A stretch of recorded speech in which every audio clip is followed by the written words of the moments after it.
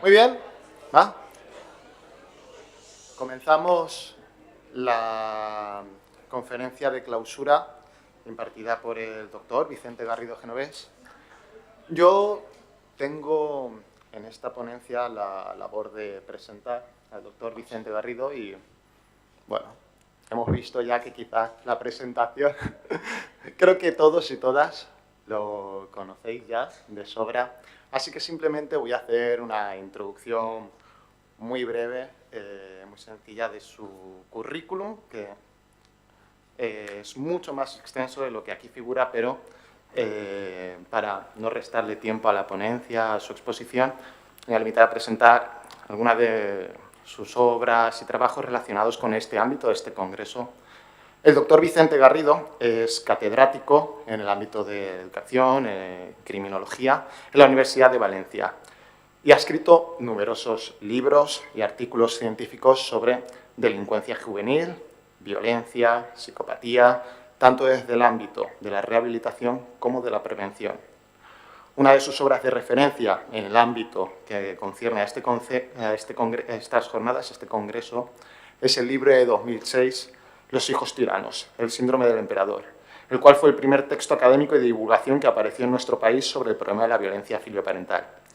Posteriormente, ha seguido investigando en este ámbito. Ha diseñado modelos de intervención y prevención, como el modelo Cantabria, tanto para las familias como los hijos implicados en este fenómeno. Sin ánimo de extenderme mucho más en esta presentación, le cedo la palabra al doctor Vicente Garrido. Muy bien. Muchísimas gracias. Un placer estar aquí. Gracias una vez más a la Universidad Católica y a Adrián, mi pupilo, que ya está desarrollando una gran labor en el ámbito de la investigación y me consta que aquí también en la Universidad Católica tenéis la suerte de compartir con él su entusiasmo y su juventud, que todo va unido, ¿verdad? Ambas cosas. Muy bien, aquí tenemos esta mirada preventiva a la violencia filoparental. He estado antes mirando el programa y habéis tenido, este es el programa definitivo, ¿no? el que han dado, ¿verdad? Y he visto que habéis tenido digamos, un repaso de todos los ángulos sobre la violencia filoparental, intervención psicológica con las víctimas, el sistema judicial. Bueno, yo creo que entonces he acertado en esta mirada final, porque a mí particularmente me preocupa la violencia filioparental en aquellas circunstancias y en aquellos casos donde realmente nadie ayuda, que es, no sé lo que se habrán dicho, pero es realmente lo más habitual. Y es lo más habitual porque estoy seguro, la gran mayoría de las familias no saben dónde acudir y tienen además muchos problemas para reconocer, reaccionar y ocuparse de una manera eficaz de este problema. Yo me acuerdo que hace 15 o 20 años nadie hablaba de la anorexia. Hoy en día es un tema que sale mucho en las revistas de cultura. ¿Dónde está el técnico? Menos mal. Técnico de First Quality. Aquí hay First Quality. Muy bien, muy bien. Este es un servicio fantástico. Genial. Gracias. Hace 15 o 20 años nadie había oído hablar de la violencia, de la anorexia. ¿Qué ocurría cuando las jóvenes, porque esto es un problema que afecta sobre todo a las chicas, no comían? Los padres no sabían qué hacer, porque claro, veían a la chica que tenía 14, 15, 16 años, que estaba hiper delgada y sencillamente no entendían por qué ella decía que estaba gorda y que no quería comer. ¿Qué hacían los padres? Bueno, hoy en día sabemos que eso no se debe hacer, pero los padres lo que hacían era, pues tú no te levantas hasta que no comas, ¿no? Lógicamente, los padres lo que querían era que su hija comiera. Hoy en día sabemos que no es así, sabemos que es un problema mental importante, hay unidades especializadas en ello. Yo creo que en el ámbito de la violencia filoparental todavía estamos un poco en este ámbito. Es decir, los padres esto no acaban de entenderlo, no acaban de comprender por qué sucede esto. Es verdad que en los últimos años ha habido un gran desarrollo de este campo, porque como ha comentado Adrián, cuando publiqué mi libro de Los hijos tiranos en el 2006, pues empezaba a hablarse de ello, ¿no? Han pasado 20 años, hoy hay grupos de investigación muy potentes, algunos de ellos han estado aquí, y el campo ha cambiado mucho, pero yo tengo dudas de que en la sociedad haya habido esa expansión del conocimiento que sí que ha ocurrido en el ámbito de la investigación. Mirad, aquí tengo un ejemplo que creo que es el mejor, podía haber traído muchos. Eso es un ejemplo que apareció en mi libro, de un joven que estaba con su familia yo la conocía, es una familia estupenda, son muy buenos padres, y sin embargo el hijo al llegar a la adolescencia desarrolló, por así decirlo, un gran odio hacia sus padres. Lo veían como una especie de... Veía a sus padres como una especie de aguafiestas y grandes obstáculos para conseguir lo que él quería conseguir, que es ser piloto, ¿no? Entonces, realmente no era muy buen estudiante y en aquellos años ser piloto, creo que ahora pasa lo mismo, era algo muy caro. Es unos estudios que, vamos, yo creo que son totalmente privados, ¿no? No hay un grado en la Universidad de Valencia. Aquí en la Católica tenéis un grado de pilotos, no. Bueno, los padres era gente normal, ¿no? Y dicen, mira, pues, ¿por qué no trabajas un tiempo, ahorras dinero y entre lo que tú ahorras y lo que nosotros te ponemos? ¡Buah! Le dijo eso, dejó de hablarles y por las noches les enviaba cartas como esta. Esta noche, o lo antes posible, me gustaría leer un informe que contemple las líneas de investigación seguidas por vosotros. Se refiere para conseguir dinero para que él sea piloto. En otro orden, informar que se están consolidando mis alternativas y que me las vais a pagar. Bueno, los padres estaban que no les llegaba la camisa al cuerpo. O sea, la idea era, bueno, ¿quién diablos es mi hijo? ¿Qué le pasa a mi hijo? No lo comprendían. Esta es otra de las cartas, esta vez escritas en el ordenador, ¿eh? Como podéis ver, hay un montón de insultos, exigencias, una barbaridad, una barbaridad. Esto es a lo que yo le llamo el síndrome del emperador. Los padres no son responsables de tener un hijo así.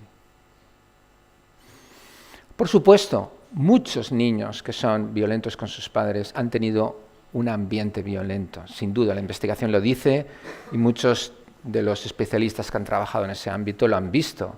Una violencia directa, en el sentido de que han sufrido malos tratos, una violencia indirecta, en el sentido de que han visto a sus padres comportamientos violentos. Sin duda eso existe, pero a mí me interesa más este otro tipo de violencia. Porque en definitiva, que los niños que han sido violentos, que han visto la violencia, que han sufrido la violencia, se hacen violentos, eso ya lo sabemos desde hace un montón de años. Cuando era, iba a decir de la edad de Adrián, no, pero más joven de la edad de Adrián. Recuerdo hacer mis primeras prácticas, en fin, no sé si Franco había muerto, la verdad, todavía.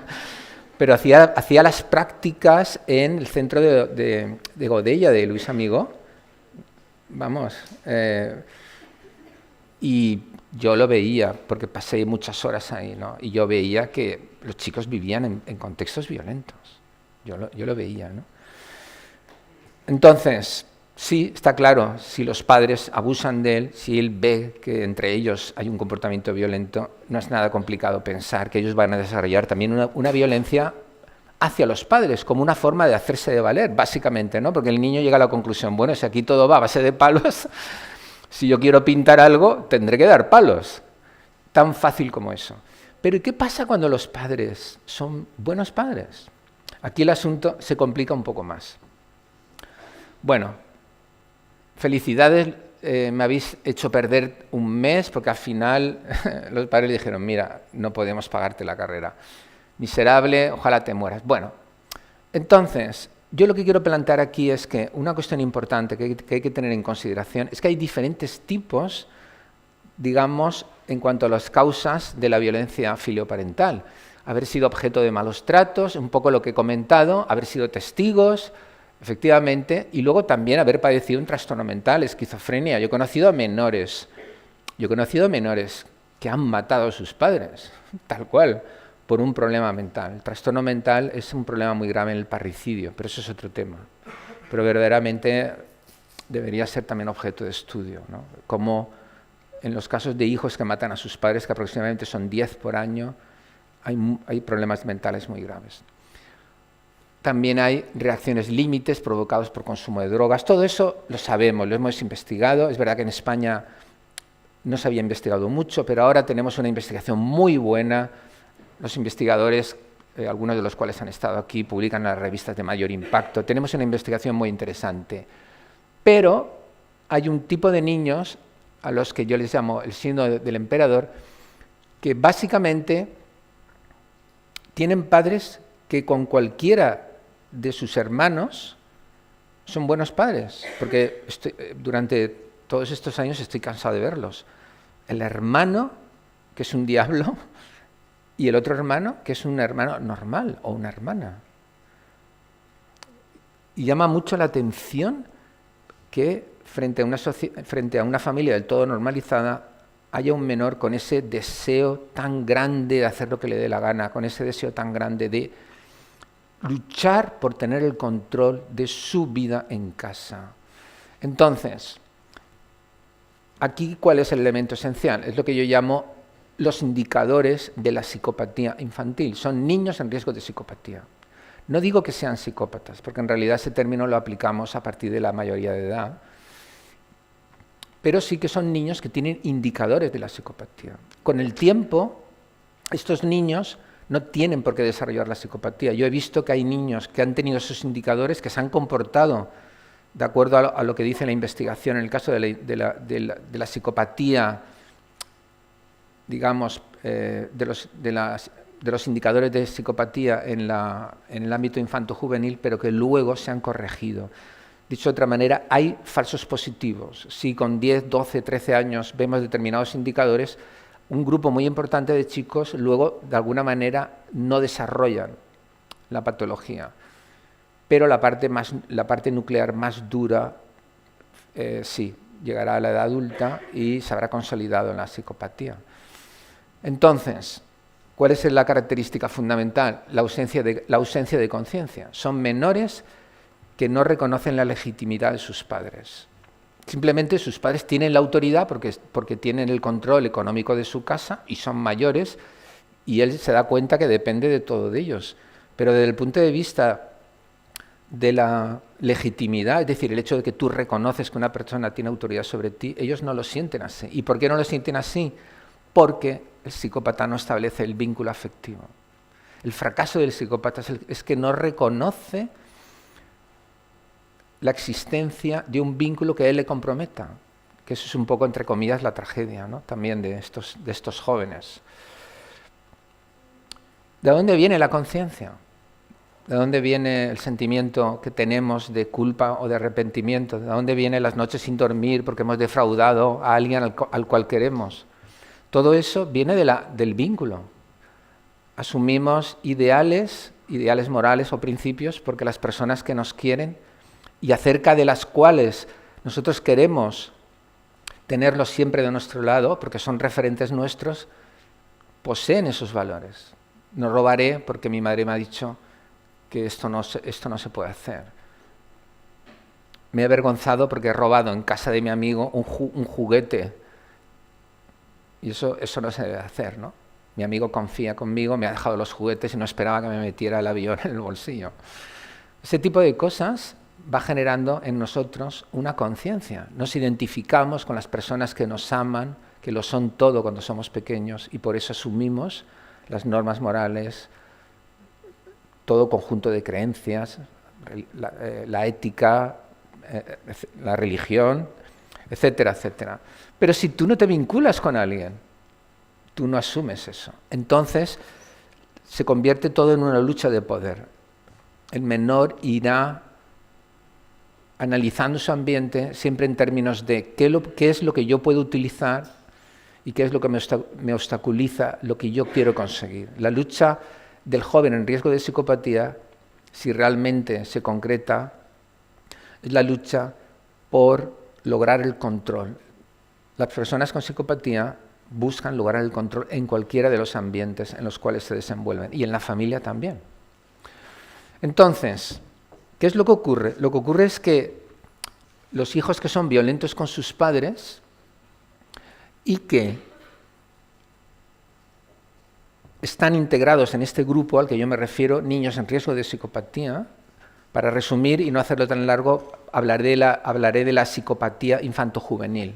Pero tenéis que tener claro que son niños en riesgo de, porque hasta que no llegan a la edad adulta ese término no lo podemos utilizar. Muy bien, algunos de estos niños en riesgo de psicopatía son violentos solo en el aula, en el sentido de que ejercen ahí un comportamiento disruptivo, bueno, pues hacen acoso, bullying, etcétera, de tal manera que en sus casas lo que mantienen es un juego psicológico. Es decir, el abuso es un abuso físico, perdón, es un abuso psíquico, no físico. Sin embargo, en el aula pueden ejercer la violencia con sus compañeros y cometer pues, actos de humillación, incluso actos de violencia. Otros pueden ser violentos en casa y en el aula, incluyendo la violencia física. No necesariamente, porque claro, hay una diferencia de edad y de fuerza, pero lanzar objetos, empujar, en algunos casos dar puntapié, y otros solo son violentos en casa y no son violentos en la escuela. Lo digo porque en ocasiones nos encontramos con que la violencia está limitada, constreñida a determinados ámbitos y no otros. Por ejemplo, en ocasiones cuando he hablado con estos padres me dicen, no sé qué hacer con mi hijo, lo van a echar de todas las escuelas, lo acabo de cambiar y lo van a echar. Es el hijo que está actuando de manera violenta muchas veces en la escuela y también en su casa. Otros, por el contrario, cuando he hablado con ellos, lo que más les preocupa es justamente el que sean violentos en su propia casa y que den una imagen de chicos buenos en la escuela. Porque entonces ellos me dicen, es que no encontramos apoyo, porque voy a hablar con el orientador, voy a hablar con el gabinete psicosocial y no me creen, porque aquí en clases se portan estupendamente. Entonces, hay casuísticas diferentes y hay que tener presente que la expresión de la violencia, en el caso de estos chicos, puede variar en función de lo inteligente que sea el niño, en función del autocontrol que tenga, porque hay niños que son más impulsivos, otros que son más autocontrolados, hay niños que son más inteligentes, otros lo son menos, y esos son aspectos que hay que tener en cuenta. Bien, entonces, ¿de qué depende el desarrollo del síndrome del emperador, en definitiva, de lo que son los precursores de la psicopatía? Depende de las características del sujeto en particular, que duda cabe. Hoy en día sabemos que la personalidad tiene un componente innato que luego necesita de un ambiente para expresarse. Pero es evidente, como acabo de decir, que hay niños que tienen una mayor facultad para autocontrolarse, hay otros que tienen más facultad para entender el punto de vista del otro. Hay variaciones individuales. El problema con la empatía asociada a la psicopatía es la empatía profunda, la empatía emocional, el hecho de que yo no puedo sentir lo que la otra persona está sintiendo. Pero la empatía cognitiva es otra cosa. La empatía cognitiva es intentar comprender lo que la otra persona piensa o lo que la otra persona siente, pero es siempre en el plano cognitivo. Comprendo lo que piensas, comprendo lo que sientes, pero eso no es siento lo que sientes, que esa es la empatía profunda. Entonces, hay variaciones individuales en el sujeto con respecto a su arquitectura psicológica, pero también depende de la educación y el ambiente en que se desarrolle el niño. Hay padres que están muy preparados, hay padres que han sido admirables incluso desde una edad muy temprana en el niño, otros por el contrario, menos preparados, porque en definitiva la variación en cuanto a la capacidad educativa de los padres es muy grande. Y en definitiva, algunos niños crecen en contextos. Es que yo he estado con familias, por ejemplo, que yo le he dicho a la familia, mira,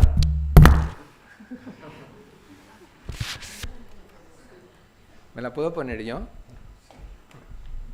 A ver, esto va así, ¿no? Sí. Ok, no es tan complicado, ¿no?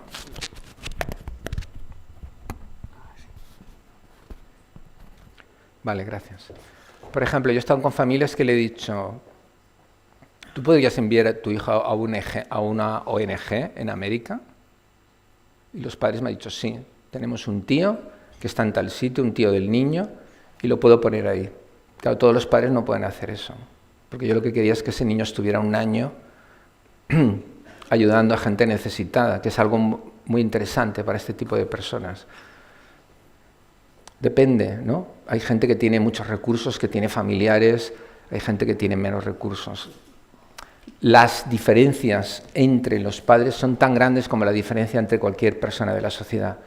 Entonces, puede haber padres muy preparados para enfrentarse a estos niños que son muy difíciles, y luego puede haber padres que con niños tranquilos y normales no tienen problemas, pero con estos niños realmente no saben cómo reaccionar. Entonces, esto es algo muy evidente, pero que muchas veces se olvida en la intervención y en la valoración en los casos familiares. Esto es una simplificación de la realidad, pero creo que responde de manera correcta a la lógica que hoy en día sabemos en torno a la relación que existe entre el ambiente y la herencia y los recursos que tienen los padres a la hora de educarlos. Mirad, imaginad que existe un eje, en este caso el eje horizontal, que representa a aquellos niños en su polo extremo que son innatamente muy difíciles de educar porque tienen un temperamento que dificulta el aprendizaje, que eso es básicamente lo que significa una dificultad innata para ser educado, que el temperamento es la parte biológica, la parte heredada de la personalidad, la parte ambiental se llama carácter, ¿no? Entonces hay niños que tienen un temperamento que es muy difícil. Entonces, imaginemos que hay una campana de Gauss, en definitivo, que haya una distribución normal, de tal manera que la mayoría de los niños caen dentro de ese más menos 1% de la desviación típica que viene a corresponderse con el 95% de los niños, ¿verdad? En fin, no sé si los porcentajes, porque los estudios probablemente no se han hecho sobre esta cuestión en particular, pero la inmensa mayoría de los niños, para que nos entendamos, va desde una zona de una dificultad moderada a una zona de una facilidad moderada. Y, que esto es la idea fundamental, hay una parte pequeña de niños que son muy difíciles y una parte de niños que son muy fáciles de educar. Son tan fáciles de educar que simplemente lo que los padres tienen que hacer es no molestar. No molesten, es mi consejo a los padres. Déjenlo, porque ellos mismos saben, interpretan el ambiente, interpretan lo que tienen que hacer, son niños avispados y salen adelante. Ahora bien, en esta otra línea, en este otro eje, vamos a poner con la misma concepción, por una parte a los padres muy incompetentes, porque realmente son padres que no deberían tener hijos, pero hoy en día no siempre, nadie da un carnet a los padres, ¿no?, para poder tener hijos. Los padres muy incompetentes siempre lo han sabido, porque lo único que hace falta es cumplir con un rito biológico para ser padre, ¿verdad? No hay ninguna otra cosa.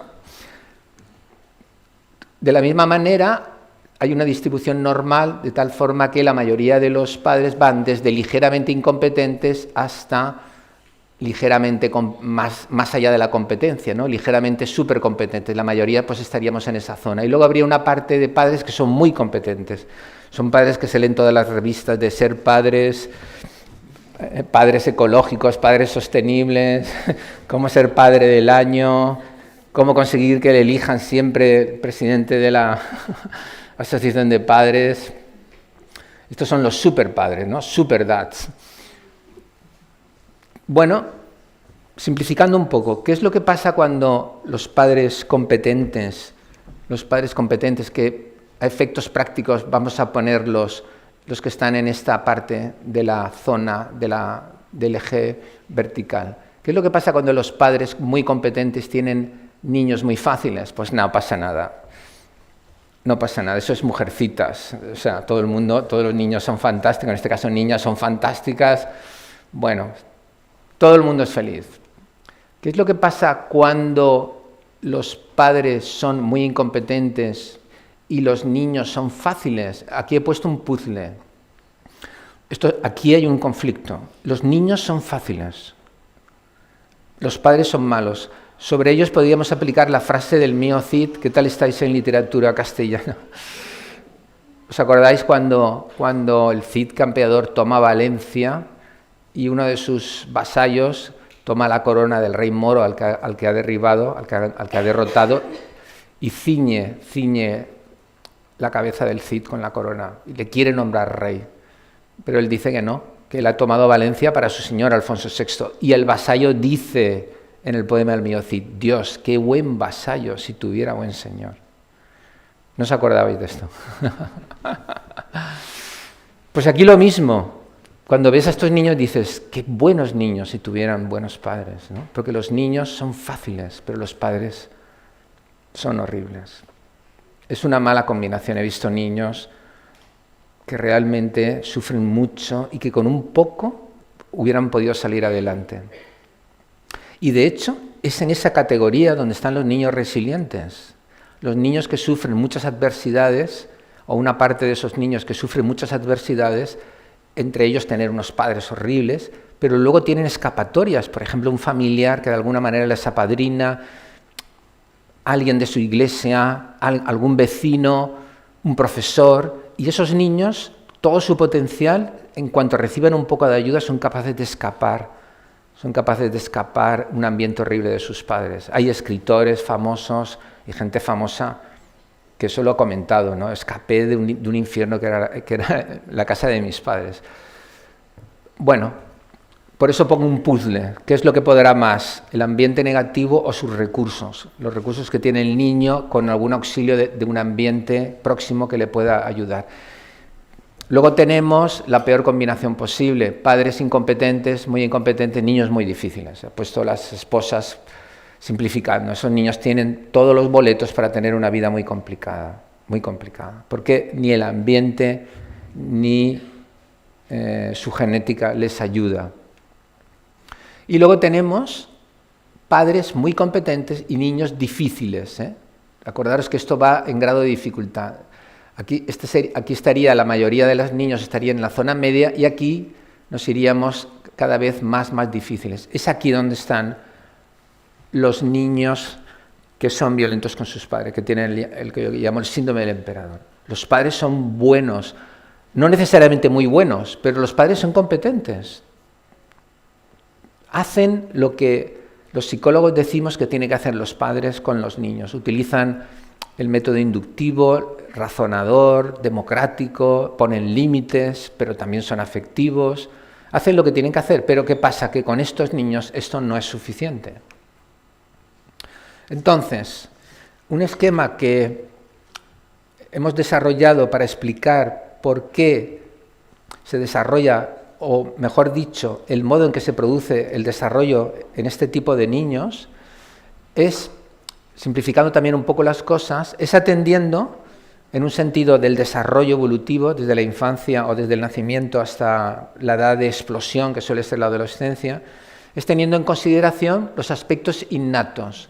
Estos niños tienen como elementos innatos una dificultad para sentir las emociones morales, la compasión, la justicia, la piedad, la responsabilidad, la lealtad, y además fisiológicamente tienen menos miedo al castigo. Se ha hecho en estudios de laboratorio, hay mucha investigación sobre esto. Esos niños son menos sensibles frente al castigo. Entonces, ¿qué ocurre? Debido a su incapacidad para sentir las emociones morales, acordaros cuando antes os he dicho que estos niños no conectan afectivamente y por consiguiente esas emociones no se desarrollan. Como consecuencia de esto tienen baja empatía, tienen una ausencia del sentimiento de culpa y, por otro lado, como antes os he dicho, son niños que quieren lograr lo que se proponen porque su forma de progresar es a través del control. Ya que ellos no pueden conformar un proyecto de vida, incluso a esas edades, a través de los vínculos que establece, a través de estudiar con provecho, porque eso es lo que su madre más desea, a través de ayudar a los amigos, porque su padre le ha explicado que, o al revés, le ha explicado que los buenos amigos ayudan a otros, ya que esos referentes morales y emocionales que la mayoría de los niños tienen para asirse en el desarrollo de su imagen personal, en la búsqueda de la figura de yo como adulto, ya que eso ellos no lo tienen, ¿en qué lo sustituyen? Lo sustituyen por el hecho de que desean tener cada vez más libertad y autonomía para lograr lo que quieren. Y para lograr lo que quieren puede ser obtener cosas, desprenderse de la obligación de hacer los deberes, no colaborar en casa, salir más tiempo, tener amistades que los padres desaconsejan. Todo bastante mezquino, pero a la altura de un chico de 14, de 15 o 16 años, ¿no? Entonces, ese bajo sentido de la contención hace que no concedan, como he explicado, legitimidad a sus padres. Hay una lo que yo llamo hiperfocalización en sus metas, lo acabo de decir, hacer lo que ellos desean. Y en definitiva, cuando llegan a la adolescencia, son personas desapegadas de sus padres y de sus adultos, y a partir de ahí aparece toda la violencia. Muchas veces el ánimo es inestable. Estos chicos presentan en ocasiones problemas de depresión, de hostilidad y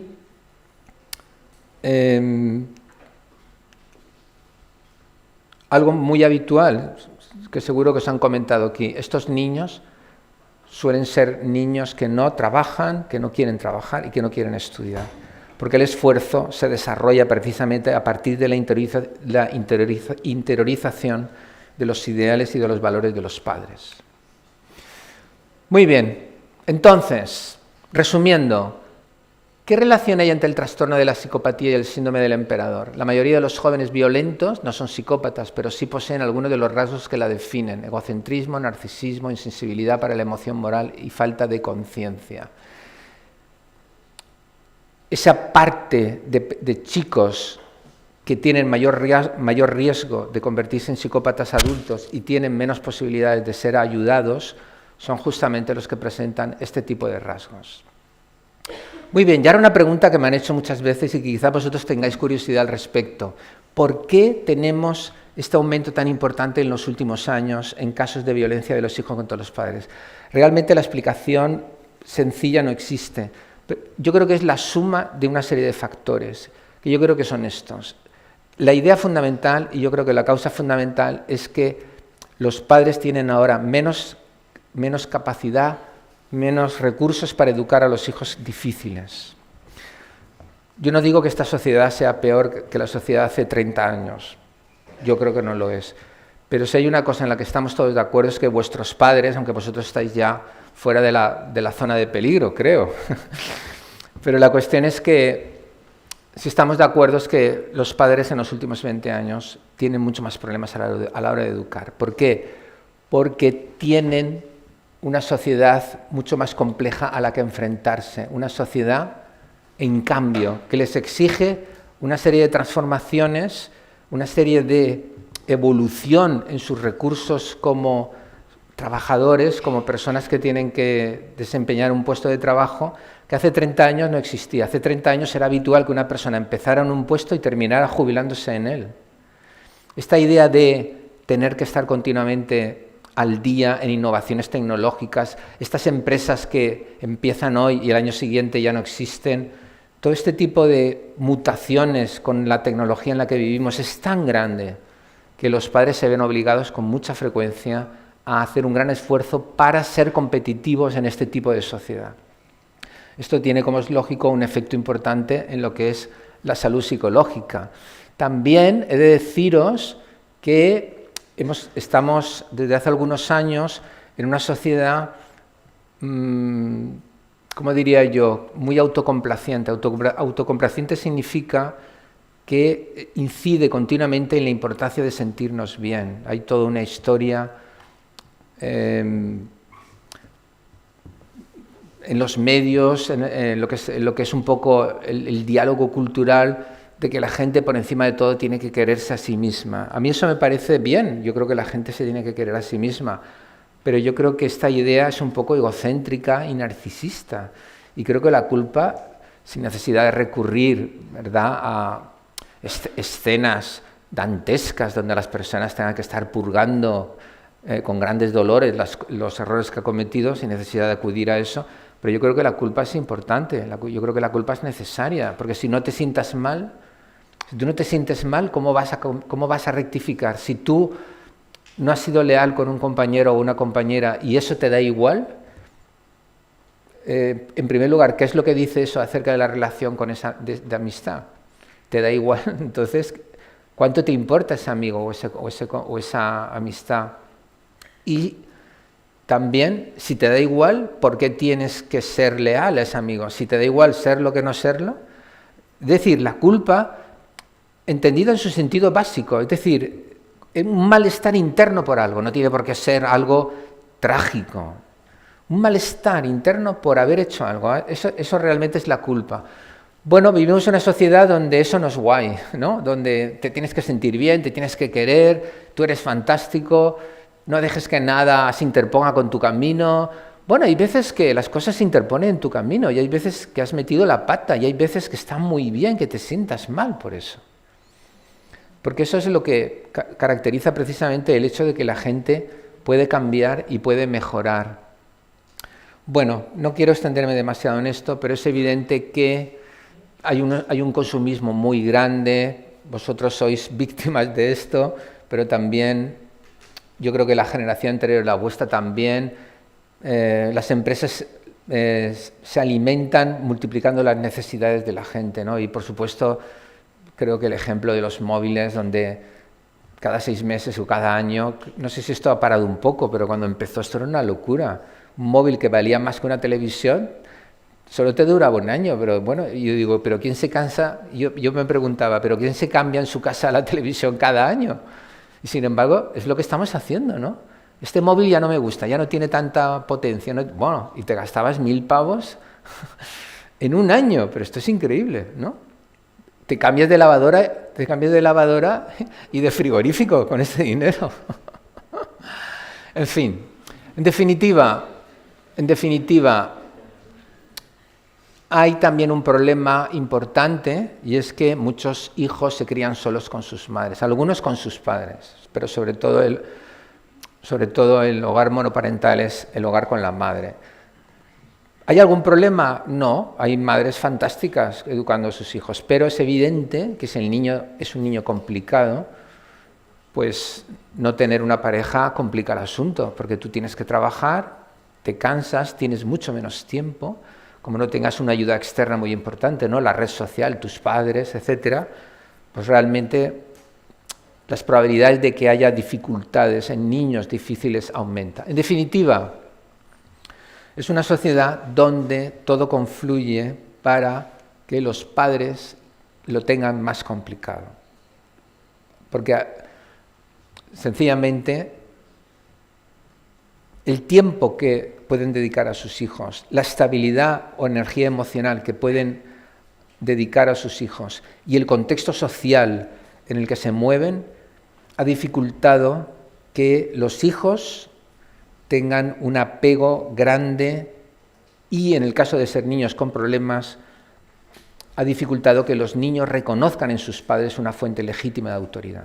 Con niños que están ok, con niños que están, digamos, con una psicología adecuada, con un sistema de valores adecuado, eso no es un problema, porque en definitiva todos colaboran vinculados por el afecto. Pero cuando el niño tiene realmente dificultades, esa merma de los padres puede marcar una diferencia importante.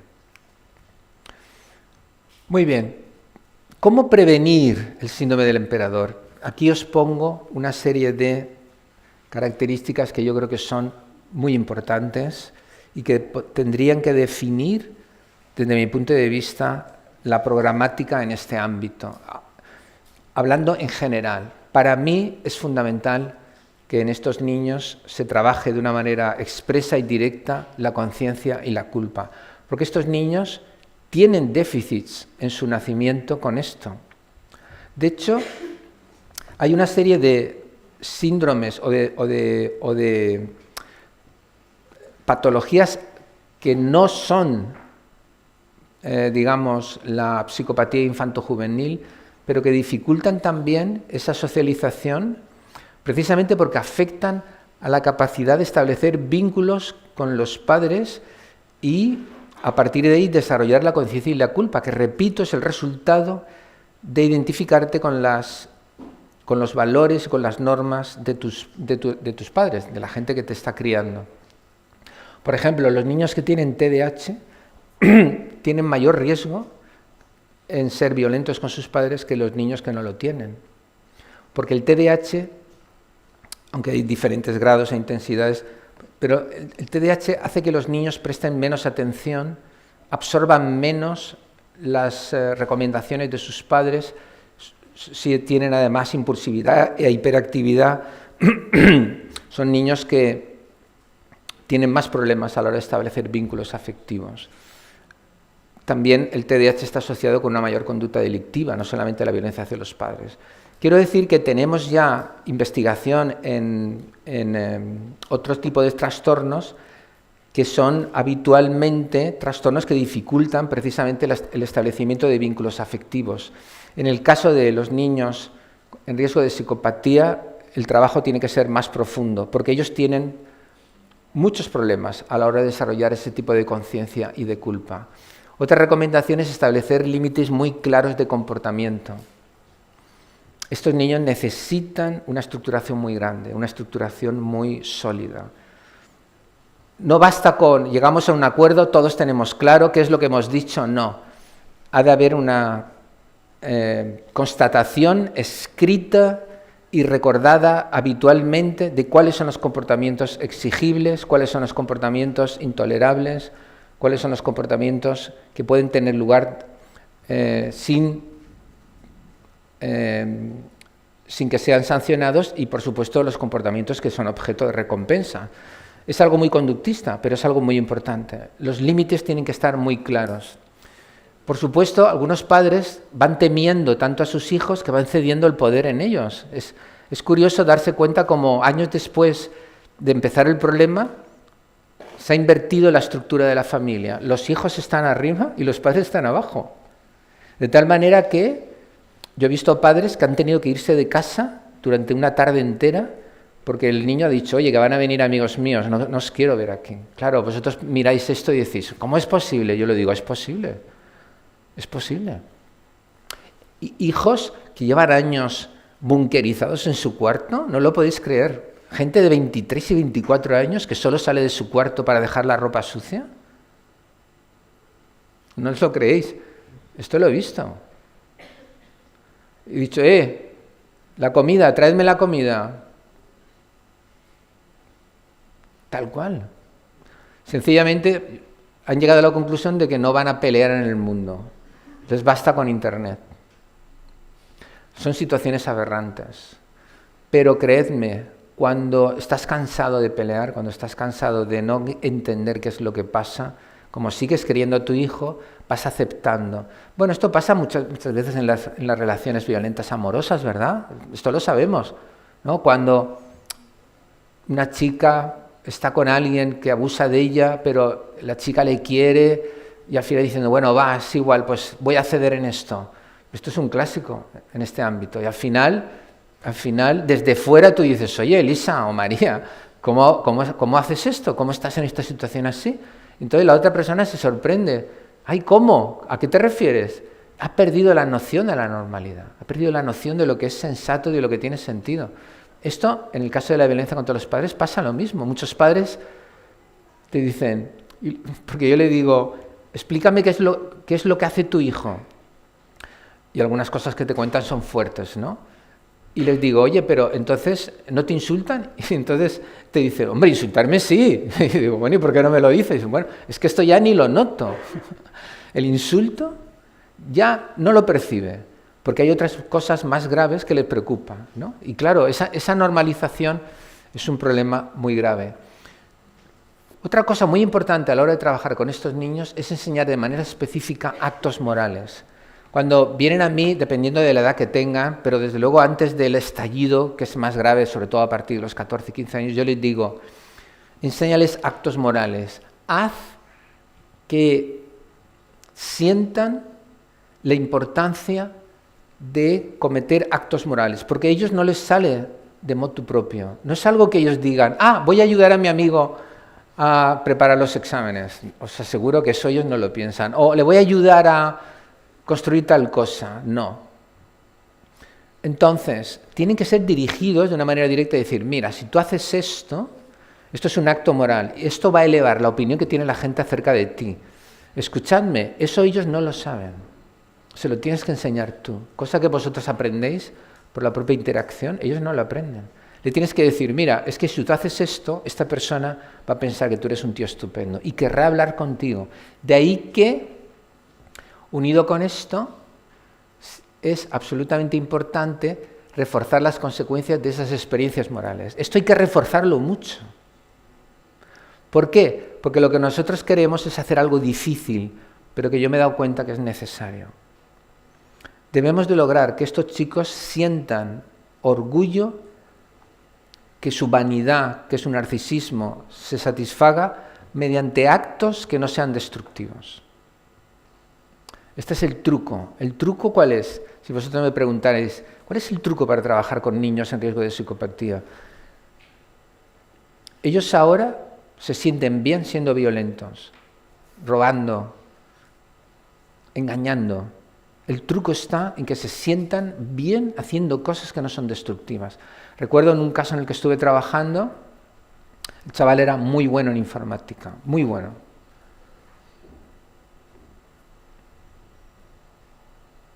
Él podía dar clases de informática a sus compañeros. Hablamos con el profesorado, con su profesor, que no sabían que su hijo era violento en casa, formaba parte de esta categoría que antes hemos visto, y le dijimos, oye, ¿te importaría que Tomás, le ponemos este nombre, ¿te importaría que Tomás diera 2 clases a la semana con los chicos que quieran desarrollar esto? Y el profesor, no, de ninguna manera, claro que no. Eso le cambió mucho.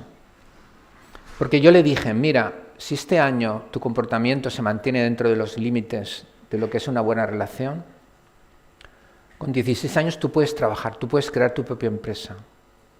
Y lo hizo. Con 16 años creó una empresa y empezó a ganar dinero.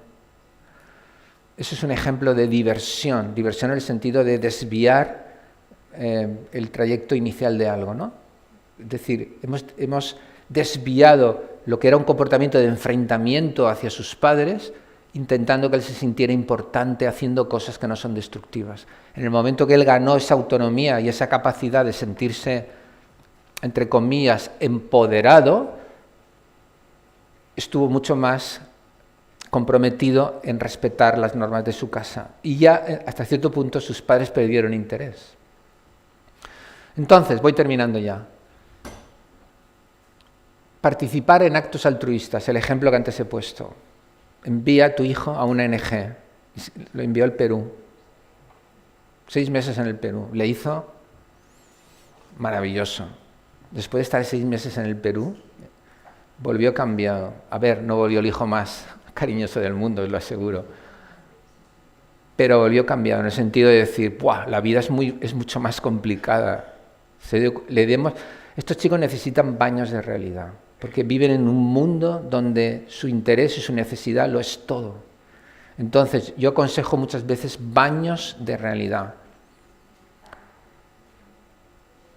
Abusas de tus padres porque quieres estar mucho mejor de lo que estás ahora.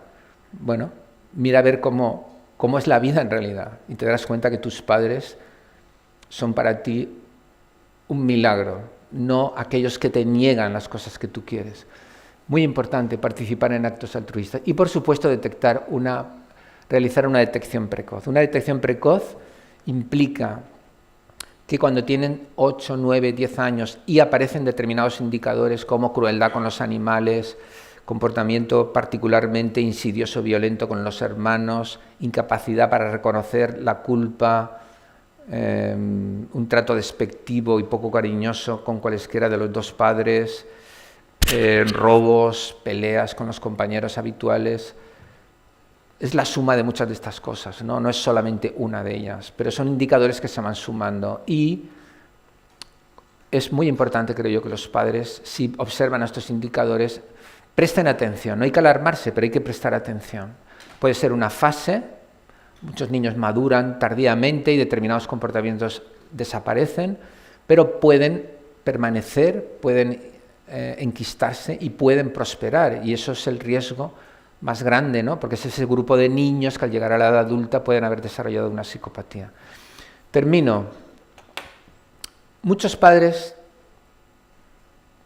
que tienen hijos violentos no los tendrían si los hijos fueran distintos.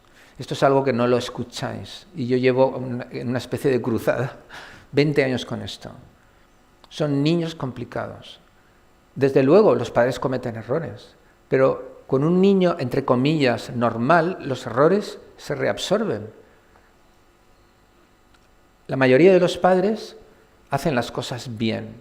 No digo que de manera perfecta, porque seguro que si uno se pone a pensar de sus propios padres puede llegar a concluir, tal cosa no me gustó, lamento este tipo de cosa que ocurrió con mi madre, con mi padre. Seguro que mirando hacia atrás puedes tener cosas que te hubieran gustado que fueran diferentes, pero eso forma parte de la vida. Vivir es así, la gente no es perfecta, los padres tampoco lo son, nosotros como hijos tampoco lo hemos sido, pero todo esto, si no hay rasgos importantes de psicopatía, se integra dentro de lo que es el proceso normal de la vida, con sus logros y fracasos, con sus decepciones y satisfacciones. Entonces, está muy bien todo lo que hagamos para investigar y para trabajar, pero creo que hoy, como hace 20 años, sigue siendo necesario que en la sociedad, es decir, que la gente normal y corriente entienda estas ideas fundamentales y comprenda que no tiene que avergonzarse ni sentirse culpable, ni tiene que callarse hasta que el problema estalla, porque la mayor parte de los actos violentos de los hijos importantes vienen porque los padres intentan estrategias inadecuadas que no funcionan y llega un momento que los padres en ocasiones ya actúan mal, pero ya actúan mal porque no saben qué hacer, están desesperados. Y por ejemplo utilizan la violencia física, que es un error, porque estos niños son menos sensibles al castigo, desde luego no van a irse hacia atrás por el hecho de que hayan sido castigados. Entonces, resumiendo la idea esencial de la charla, la mirada preventiva es: expliquemos el problema, expliquemos las variaciones y variedades que hay con respecto a la violencia filoparental.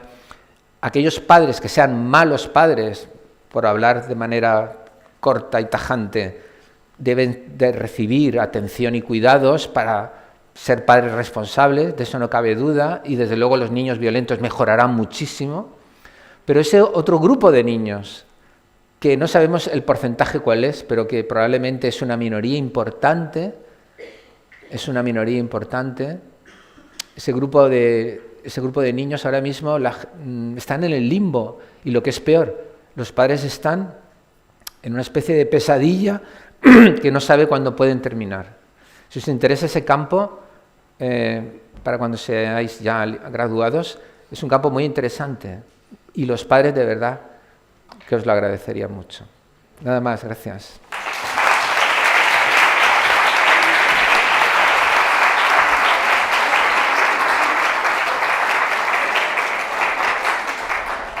Muchísimas gracias, Vicente, por tan fantástica ponencia. Vamos puntual, he sido puntual, ¿eh? Sí, sí, justo. O'clock. Vamos un poquito justos de tiempo de cara al comienzo de la clausura de las jornadas, así que tenemos tiempo para un par de preguntitas. ¿Hay alguna pregunta por parte del público o desde casa? Ángel. Buenas tardes, señor Garrido. Bueno, en primer lugar agradecerle la magnífica intervención. La verdad es que yo creo que para todos los, no solamente estudiantes de psicología, criminología, sino también en general, la vida. Toda persona que tenga la posibilidad de escucharle siempre es enriquecedor. Ha abordado desde una perspectiva distinta el tema de la violencia filioparental, independientemente de que a lo largo de todo el día hayamos estado hablando reiteradas veces y de forma tan compleja, aunque han habido bastantes ponentes que nos lo han hecho bastante fácil, el tema sobre la violencia filioparental. Y usted anteriormente comentaba que los padres a día de hoy cuentan con una mayor dificultad a la hora de criar a los hijos. ¿Cree usted que este fenómeno puede darse debido al aumento de derechos y al descenso de las obligaciones que ha proporcionado la sociedad a los jóvenes o a los menores de edad? Bueno, es un poco... no va ¿sí que va? Ah, vale. A ver, es un poco lo que he explicado, es decir, son varios los factores. En general, antes, digamos, en lo que es digamos, el clima cultural, el clima social de hace 30 años, antes de que nacierais vosotros, era impensable que un niño fuera violento con su padre. Es decir, eso era algo que estaba muy mal visto. Hay determinadas actitudes y comportamientos que van siendo más aceptables en función de cómo la propia sociedad va evolucionando. Pasa en todos los órdenes de la vida. Si vosotros veis películas antiguas, incluso consideradas muy violentas en su época, hoy en día son películas, en fin, iba a decir tolerada para menores, pero son películas que no son para nada violentas. Hoy en día vemos en televisión y en las series autopsias completas, ¿no? Todo tipo de hígados. Y yo siempre me tapo los ojos. Esto era impensable hace 20 años, eso no se podía sacar en televisión. Es decir, nuestra tolerancia para ver violencia ha ido desarrollándose a lo largo del tiempo. Y eso en el caso de los hijos y los padres ha ocurrido lo mismo. Mientras que hace 30 años no se permitía determinados comportamientos, ahora sí. Entonces, eso no favorece la educación. Y luego el hecho de que haya hoy en día una sociedad, como antes he puesto en la diapositiva, que tiene mucho interés, o mejor dicho, mucha de su fuerza productiva está basado en que el joven tenga gran poder adquisitivo y adquiera cosas. Eso tampoco favorece la educación. ¿Por qué? Porque continuamente los chavales, aunque ya vosotros estáis, creo yo, fuera de ese ámbito, por poco, pero los chavales quieren cosas y quieren ya. Antes he puesto el ejemplo del móvil. Hace 30 años, en fin, estoy generalizando, pero hace 30 años, por ejemplo, un chaval solo tenía 2 oportunidades de recibir cosas, su cumpleaños y las Navidades. Si a ti nadie te regalaba nada, en fin, no digo yo cosas excepcionales, quizás sí, pues si aprobabas algo, te podían regalar algo, pero hoy no, hoy los chicos, debido a los millones y millones de euros que están introducidos en lo que es la dinámica consumista, hoy en día los niños tienen que consumir mucho. Entonces, claro, si tú eres padre, eso no te educa, porque tu hijo ve todos los días que hay cosas que él debe de tener, porque hay una industria brutal de marketing diciendo, tú tienes que tener esto, ¿no? En fin, son todas estas cosas que he comentado, ¿no? El desarrollo tecnológico tremendo, la inestabilidad laboral, todo eso hace que esa pareja, esa familia que antes tenía tiempo y tranquilidad para educar a sus hijos, ahora no lo tenga, ¿no? En ese sentido digo que educar ahora es mucho más difícil que antes. ¿Vale? De acuerdo. ¿Alguna pregunta más? Pues damos por finalizada. Vamos. ¿Había otra? Que no les... Breve, que vamos con algo de tiempo de retraso.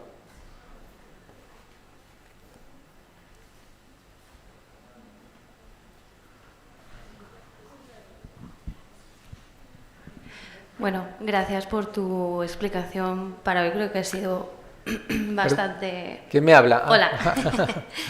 Creo que ha sido bastante clarificadora y sobre todo para también la comunidad educativa, porque creo que te quería preguntar si hay algún tipo de estrategia a partir de los casos de el síndrome del emperador, en casos que has comentado como madre soltera, que, por ejemplo, yo conozco un caso en el que ha sufrido violencia de género y, por tanto, el niño ha absorbido esas dinámicas. Entonces, sí que tenemos una madre que ya vive con ese niño en cuarto de primaria, ya vive con miedo a él.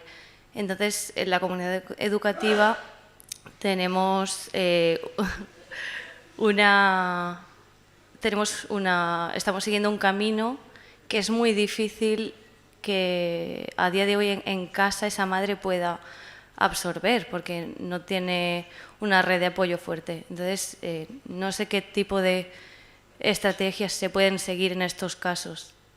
Gracias. Claro, aquí la clave está qué recursos tiene la madre.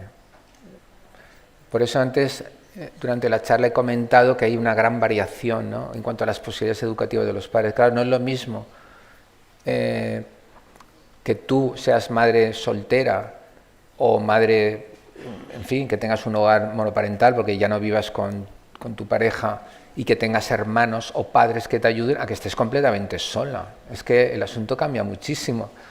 Entonces, si me preguntas qué hacer cuando alguien está solo y no tiene ningún recurso, pues la verdad es que no sabría qué decirte, salvo que empiece a existir de manera altruista o subvencionados profesionales que formen asociaciones o creen recursos donde atender a estas personas. Porque hoy en día, ¿dónde puede ir? Puede ir a dos sitios. Si es mayor de 14 años, puede ir a denunciarlo, porque es un delito, está reconocido como un delito. Y si no, puede ir a los servicios sociales.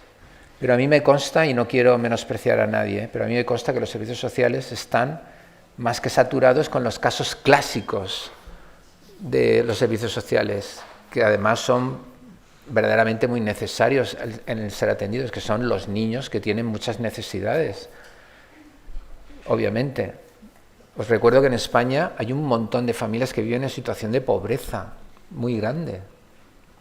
Entonces los servicios sociales, la verdad, siempre habrá excepciones, pero la verdad es que no tienen capacidad para ocuparse de este problema. Y es una de las grandes tragedias que tenemos aquí. Por eso he terminado la charla diciendo que si os gusta este campo, realmente queda todo por hacer. O sea, no sabría qué decirte, la verdad. Bueno, muchas gracias. Sé que tenemos algunas preguntas más, pero no somos mujeres. Muy bien.